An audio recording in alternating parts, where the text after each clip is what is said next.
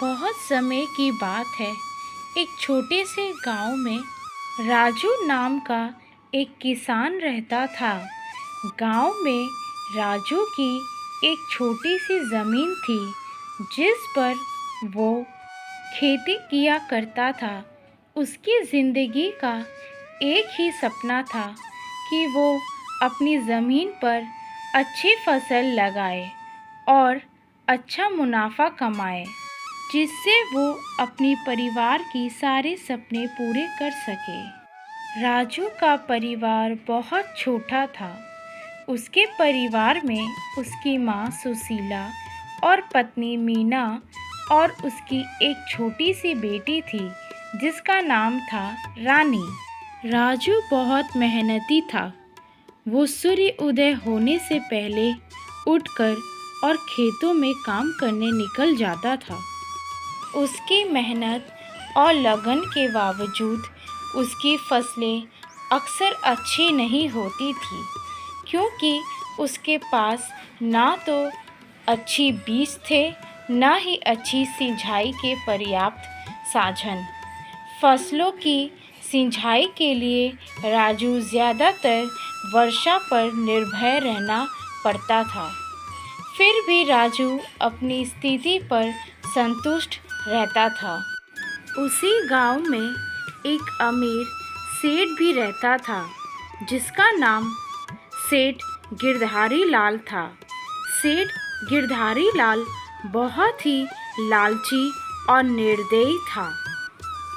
उसने गांव के कई गरीब किसानों की ज़मीन अपने नाम करवा ली थी और उन पर ब्याज का भारी बोझ डाल दिया था। एक बार गांव में सूखा पड़ गया। कई महीने बारिश नहीं हुए। किसान परेशान हो गए थे। राजू की भी फसलें सूख गई थी और उसके पास खाने को भी कुछ भी नहीं बचा। उसकी स्थिति दिन प्रतिदिन खराब होती जा रही थी। भाई, इस साल तो बड़ी मुसीबत आ पड़ी है। हमारे सारे खेत सूख गए हैं। फसलों का नामो निशान नहीं बचा। अब हम क्या करेंगे? हाँ राजू, मेरी भी सारी फसल बर्बाद हो गई। बच्चों के खाने के लिए अनाज तक नहीं बचा है। समझ में नहीं आ रहा कि संकट से कैसे निकलेंगे। सरकार ने कुछ मदद के वादा किया था, लेकिन अभी तक कुछ नहीं हुआ। हमें कुछ करना होगा, वरना हम भूखे मर जाएंगे। मुझे लगता है हमें सेठ जी से मदद मांगनी चाहिए। हम किसानों की स्थिति के बारे में तो वो सेठ जी को पता ही होगा। चलो सेठ जी से बात करके देखते हैं, शायद वो हमारी कुछ मदद कर सके। राजू भाई, सेठ जी के पास गलती से भी मत चले जाना। एक नंबर का लालची इंसान है। अपनी हीरा ने कुछ दिन पहले ही सेठ जी से कुछ पैसे ब्याज पर उधार लिया था और उस सेठ ने हीरा का ब्याज इतना ज़्यादा कर दिया कि वो चुका नहीं पाया और ब्याज ना चुका पाने के कारण उस गिरधारी लाल ने उसकी ज़मीन जब्त कर ली। फिर हम क्या करेंगे? अभी तो हमारे पास बिल्कुल भी पैसे नहीं बचे हैं। घर में खाने की राशन भी नहीं है। अब जो भी हो, बस अब एक सेठ जी ही सहारा है। उनसे अभी कुछ पैसे मांग लेते हैं। बात की बात बाद में देखेंगे। देखो राजू, मेरा मकसद था तुम्हें सतर्क करना। अब तुम जो भी करो, आगे तुम्हारी इच्छा। मुझे लगता है हमें मिलकर गांव की पंचायत से बात करनी चाहिए। शायद कोई उपाय निकाल सके। सही कह रहे हो सत्यम। एकजुट होकर ही इस समस्या का सामना कर सकते हैं। हम सब मिलकर पंचायत के पास जाएं, अपनी स्थिति बताएं, तो शायद कोई हल निकले। ठीक है, तो फिर कल सुबह ही हम सब पंचायत के पास चलेंगे और हमें सरकार की योजना के बारे में पता करना चाहिए। हो सकता है हमें कोई राहत मिल जाए। अगले दिन सभी किसान भाई मिलकर पंचायत पहुंचते हैं, मगर वहां पता चलता है अभी ज़मींदार साहब गांव में नहीं हैं। तो अभी 1 महीने तक गांव में कोई पंचायत नहीं हो सकती। ये सुनकर सभी किसान निराश मन से अपनी अपनी घर जाते हैं। मीना, अब क्या होगा? सारी फसल सूख गई है। खाने को कुछ भी नहीं बचा। हमें कहीं से मदद नहीं मिली तो हम भूखे मर जाएंगे। आप ज़्यादा चिंता मत करो, भगवान ने अब तक संभाला है, आगे भी वो हमारी मदद करेंगे। हमें धैर्य रखना होगा। मीना, मैंने सेठ गिरधारी लाल से कर्ज लेने का सोच रखा है। शायद वही हमारी मदद कर सके, लेकिन मुझे डर है कि उनकी शर्तें बहुत कठोर होंगी। हाँ, मैं जानती हूँ कि सेठ गिरधारी लाल बहुत लालची है, लेकिन हमारी स्थिति ऐसी है कि हमें कुछ न कुछ करना ही पड़ेगा। तुम सेठ गिरधारी लाल से बात करके देखो, शायद कोई रास्ता निकल आए। ठीक है, मैं कल सुबह ही सेठ गिरधारी लाल के पास जाऊंगा। बस भगवान से यही प्रार्थना है कि वो हमें इस संकट से निकाल दे। आखिरकार भूख से मजबूर होकर राजू ने सेठ गिरधारी लाल से मदद मांगने का निश्चय किया। आओ आओ राजू, क्या हाल है? सुना है तुम्हारी फसलें इस साल पूरी तरह सूख गई है। हाँ सेठ जी, इस साल सूखने के कारण फसलें पूरी तरह नष्ट हो गई है। हमारे पास खाने को भी कुछ नहीं है। मैंने सोचा कि आपसे कुछ मदद मांग लूँ। मदद? हाँ, क्यों नहीं, लेकिन मदद के बदले में मुझे कुछ चाहिए। तुम्हारे पास देने के लिए क्या है? सेठ जी, मेरे पास देने के लिए कुछ भी नहीं है, लेकिन मैं वादा करता हूँ, जैसे ही मेरे फसल उपज जाएगी, उन फसलों को बेचकर आए पैसों से मैं सबसे पहले आपसे लिया कर्ज भर दूंगा। देखो भाई राजू, ब्याज का मतलब होता है कि कुछ ना कुछ मेरे पास गिरवी रखना होगा। तुम्हारे पास तुम्हारी ज़मीन तो है, वो तुम मुझे गिरवी रख दो और बदले में ब्याज पर पैसे ले लो। ठीक है सेठ जी, जब तक मैं आपका पैसा नहीं लौटा देता, मेरी ज़मीन आपके पास बंधक रहेगी। और हाँ, इस पेपर में साइन कर दो।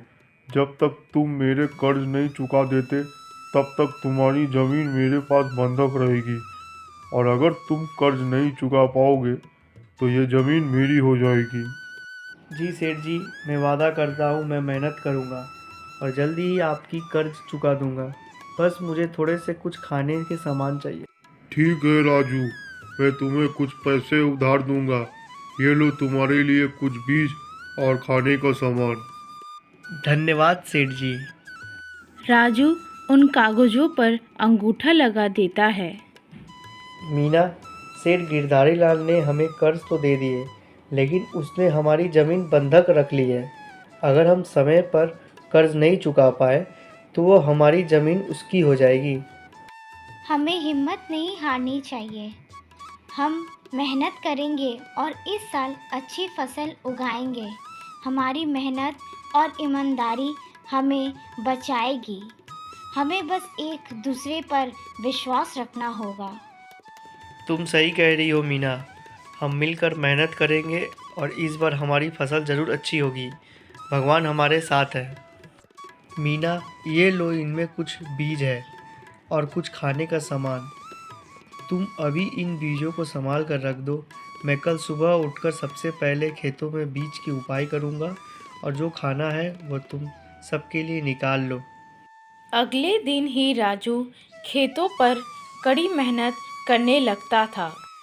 वो खेतों में बीजों की उपाई और रोज सिंचाई करता था। कुछ ही महीनों में राजू की पूरी फसल पककर तैयार हो जाती है और अच्छे बीज होने के कारण राजू की काफ़ी अच्छी फसल होती है। इस बार उसकी प्रार्थना भगवान ने सुन ली थी। देखो मीना, हमारी फसल कितनी अच्छी हुई है और हम सेठ गिरधारी लाल का सारा कर्ज चुका सकेंगे। हाँ जी, फसल तो हमारी बहुत ही अच्छी हुई है। हम आज से ही कटाई का काम शुरू कर देंगे और फसलों को बेचकर आए पैसे को सबसे पहले सेठ जी को देकर हमारी ज़मीन छुड़वा लेंगे। राजू अपनी फसलों को बेचकर अच्छा मुनाफा कमाया था और वो वक्त आ गया था जब राजू को सेठ जी से लिया कर्ज चुकाना था और अपनी ज़मीन को सेठ जी के पास से छुड़वाना था। मीना, फसलों को बेचकर हमने काफ़ी अच्छा मुनाफा किया। मैंने कहा था ना, हमारी मेहनत और ईमानदारी हमें बचाएगी। अब चलो जल्दी से सेठ का कर्ज चुकाकर अपनी ज़मीन वापस ले आएं। दोनों सेठ गिरधारी लाल के घर जाते हैं। सेठ जी, ये लीजिए आपके पैसे। जो आपसे कर्ज लिया था उसका पूरा ब्याज मिलाकर ये पैसे हैं। अब आप हमारी ज़मीन वापस कर दीजिए। अरे ये तो बहुत ही कम पैसे हैं। तुम्हारे कर्ज पहले से भी ज़्यादा हो गए हैं क्योंकि तुमने समय से ब्याज नहीं चुकाया। अब तुम्हें और भी मेहनत करनी होगी। पर सेठ जी, आपने तो कोई निश्चित तारीख नहीं बताए थे। आपने तो कहा था कि जब पैसे आ जाए तुम ये ज़मीन छुड़वा सकते हो, और आप कह रहे हैं कि हम समय से ब्याज नहीं चुकाए। सेठ जी, मैं तो समय से ब्याज देने आया हूँ। जैसे ही मेरा फसल पककर तैयार हुई, मैं फसलों को कटाई शुरू कर दी और फसलों को बेचकर जो पैसे मिले उससे सीधा आपके पास ही लेकर आया। देखो राजू, इस कागज पर साफ साफ लिखा है, अगर तुमने 15 दिनों के अंदर ब्याज के लिए हुए पैसे वापस नहीं किए तो ये ज़मीन मेरी हो जाएगी। अगर उसके बाद भी तुमने अपनी ज़मीन वापस चाहिए तो तुम्हें 20% और ब्याज देना होगा। ये अन्याय है। हमने पूरी रकम चुकाई है। आप हमारे साथ ऐसे नहीं कर सकते। यही सच है। अगर तुम्हें अपनी ज़मीन वापस चाहिए तो 20% ब्याज का पैसा लेकर आओ। अब जाओ और ज़्यादा मेहनत करो। अभी तो हम जा रहे हैं सेठ गिरधारी लाल, पर याद रखना, मैं अपनी ज़मीन तुमसे वापस लेकर ही रहूँगी। तुम्हारी बेईमानी सारे गांव वालों को बताकर रहूँगी कि तुम किस तरह गरीब और भोले वाले किसानों का फ़ायदा उठाते हो। मीना और राजू निराश मन से सेठ जी के घर से वापस आ गए और सेठ जी के किए धोखे को गांव के सभी किसानों को बताया। ये बात सुनकर गांव के सभी किसान बहुत क्रोधित हो गए। ये सेठ गिरधारी लाल अपने आप को समझता क्या है? अगर ऐसा ही चलता रहा तो देख लेना, एक दिन ये सेठ हम सभी किसानों को ले डूबेगा। हमें सेठ के खिलाफ कुछ ना कुछ तो करना होगा। हाँ, लेकिन सबसे पहले ये सोचो कि राजू की ज़मीन उस सेठ गिरधारी लाल से कैसे छुड़वाए। वो सेठ तो जीत करके बैठा है कि राजू 20% ब्याज और ज़्यादा देगा तभी उसकी ज़मीन वापस करेगा। हमें पंचायत में जाकर इसी की शिकायत करनी चाहिए। अब तो जमींदार साहब भी घर आ गए होंगे। लेकिन मुझे लगता है एक बार हमें सेठ गिरधारी लाल से भी बात कर लेनी चाहिए। अगर सेठ गिरधारी लाल प्यार से मान जाता है तो ठीक, वरना फिर हम पंचायत में इसकी शिकायत करेंगे। सभी किसान मिलकर सेठ गिरधारी लाल के पास पहुंच जाते हैं।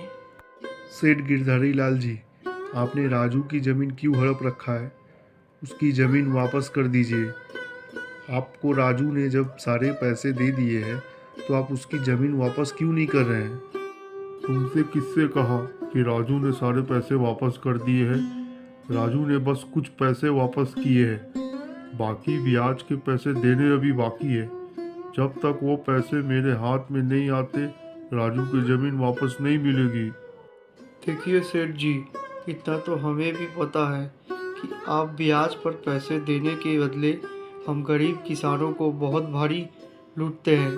अगर आप राजू की ज़मीन सीधे सीधे वापस नहीं करेंगे तो हम पंचायत में जाएंगे, और अगर एक बार आपका नाम हमने पंचायत में दे दिया तो आपको भी पता है कि पूरे गांव में कितनी बदनामी होगी। तो आप सीधे सीधे राजू की ज़मीन वापस कर सकते हैं तो कर दीजिए, वरना हम पंचायत में जाएंगे। पंचायत का नाम सुनकर सेठ गिरधारी लाल थोड़ा सा डर जाता है। अगर ये पंचायत तक पहुंच गया तो पूरे गांव में मेरी बहुत बदनामी होगी। नहीं, मैं ऐसे होने नहीं दे सकता। लगता है इस राजू की ज़मीन वापस करनी पड़ेगी। एक काम करता हूँ, इसकी ज़मीन वापस कर ही देता हूँ। कम से कम इस गांव में मेरी इज्जत तो बनी रहेगी। अरे नाराज क्यों होते हो? एक ज़मीन ही तो है। ठीक है राजू, मैं तुम्हारी ज़मीन तुम्हें वापस करता हूँ और तुम्हें कोई ब्याज देने की भी कोई ज़रूरत नहीं है। तुम्हारा ब्याज मैंने माफ़ कर दिया है। इस घटना ने राजू को सिखाया कि मेहनत और ईमानदारी से हर मुश्किल को पार किया जा सकता है।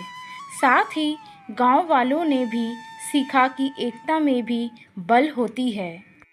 राजू और उसका परिवार खुशी खुशी अपने खेतों में काम करते हैं और गांव के लोग भी मिलकर एक दूसरे की मदद करते हैं। इस प्रकार गरीब किसान राजू ने मेहनत और ईमानदारी और गांव की एकता से अपनी ज़मीन और इज्जत दोनों बचा लिया।